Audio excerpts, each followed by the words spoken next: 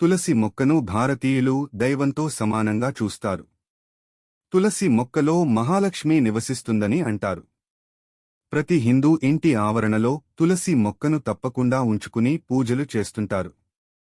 ముఖ్యంగా తులసి మొక్కను పూజించే మహిళలు సౌభాగ్యంతో, సంతోషంతో వర్ధిల్లుతారని అంటారు.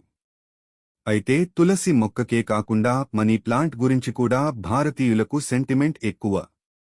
మనీ ప్లాంట్ ఎంత బాగా పెరిగితే ఇంట్లో లక్ష్మీదేవి అంత తిరగాడుతుందని అంటారు.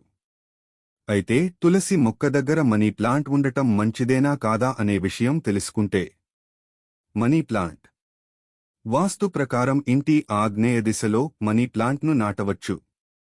ఇలా చేయడం వల్ల పేదరికం తొలగి ఆర్థిక శ్రేయస్సు లభిస్తుందట. అలాగే ఈ దిశలో మనీ ప్లాంట్ను నాటడం ద్వారా అన్ని రకాల ప్రతికూల శక్తులు ఇంటికి, కుటుంబానికి దూరంగా ఉంటాయట. తులసి మొక్క వాస్తుశాస్త్రంలో తులసి మొక్కను ఇంటి ఉత్తరం, ఈశాన్య, తూర్పు దిశలు ఉత్తమంగా పరిగణించబడతాయి. దీనితో పాటు తులసి మొక్కను పూజాస్థలంలో లేదా వంటగది దగ్గర కూడా ఉంచవచ్చు. అయితే మహిళల నెలసరి సమయంలో వంటగది, పూజ గదిలోకి పోకుండా ఉండేలా అయితేనే ఇలా పెంచుకోవచ్చు. ఇలా చేతే అద్భుతమైన ప్రయోజనాలను పొందుతారు.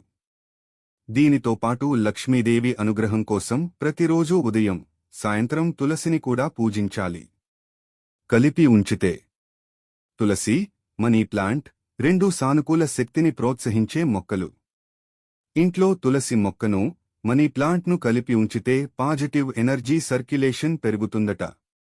ఇది కాకుండా ప్రతికూల శక్తి ఇంటికి, కుటుంబానికి దూరంగా ఉంటుందట.